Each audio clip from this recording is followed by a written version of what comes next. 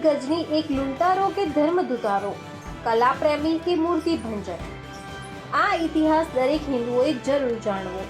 हमारी जनरेशन के आप सब लोगों ने पढ़ा होगा, इतिहास में पढ़ाया जाता है कि साहब जो कुछ मोहम्मद गजनी ने किया सोमनाथ पे, वो तो केवल पैसा लूटने के लिए किया था, उसका कोई धार्मिक भावना से लेना देना नहीं था। और इतना ही नहीं, और इसका स्रोत कहां से आता है? पंडित जवाहरलाल नेहरू की discovery of India.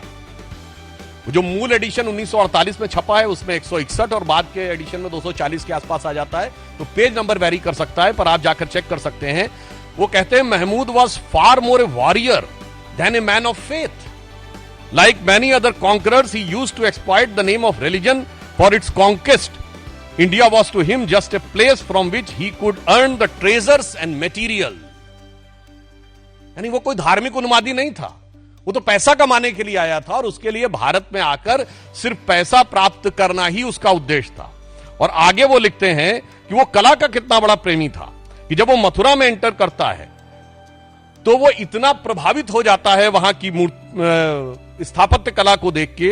The building interested him was so much impressed by the city of Mathura from Delhi. All about he wrote that there was 1,000 edifices from which the faith has fallen, nor it's likely the city attained the present. वो कहते हैं कि वो देखकर इतना अभिभूत हो जाता, कहता लगता ही नहीं इतनी सुंदर मूर्तियां और सुंदर मंदिर और सुंदर भवन मनुष्यों के बनाए हुए हैं, तो जिन्न के बनाए हुए हैं। और कहते देखिए जवाहरलाल नेहरू जी कहते हैं कि महमूद गजनी कितना कला का प्रेमी था, जबकि उन्होंने जिस बुक से लिया है वो उसके साथ आए हुए खुद के इतिहासकार उतबी ने अपनी किताब तारीख यामनी में लिखा है कि जिस समय उसने मंदिर पे कैप्चर कर लिया और वहां के समस्त पुरोहित और राजा उनके पास गए और उन्होंने कहा कि शिवलिंग को खंडित मत करिए, इसके बदले में हम आपको लाखों स्वर्ण मुद्राएं देंगे। और उनके एडवाइजर्स को लगा कि ये एक अच्छा मौका है, हमें एक पत्थर से क्या लेना देना है, अगर इतना मिलता है तो ये खुद महमूद गजनी के साथ आए हुए इतिहासकार, जिससे ये प्रेरणा ले रहे हैं नेहरू जी और उनके बाद उनके गोत्र के समस्त इतिहासकार। वो क्या लिखता है? कहता महमूद ने मना कर दिया।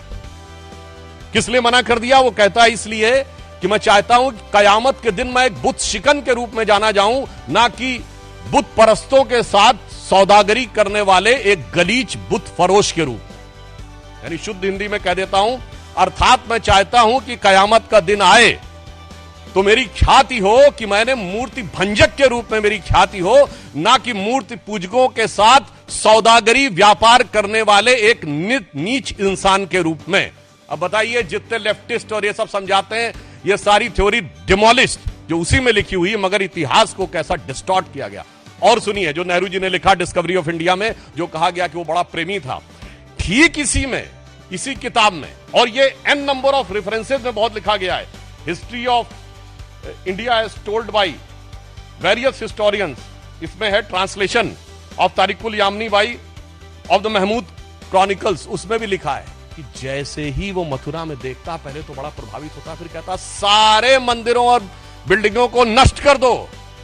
डिस्कवरी ऑफ इंडिया में वो सेंटेंस गायब। और इंटरप्रिटेशन ये कि वो तो बहुत बड़ा कला प्रेमी था। इसलिए आज भारत की अस्मिता के साथ हुए इस आघात और उसके साथ हुए इस घिनौने मजाक को याद रखने की आवश्यकता है। गांधी राज में भारतना इतिहास ने गुमराह करी प्रो इस्लामिक बनावવામાં આવ્યો છે।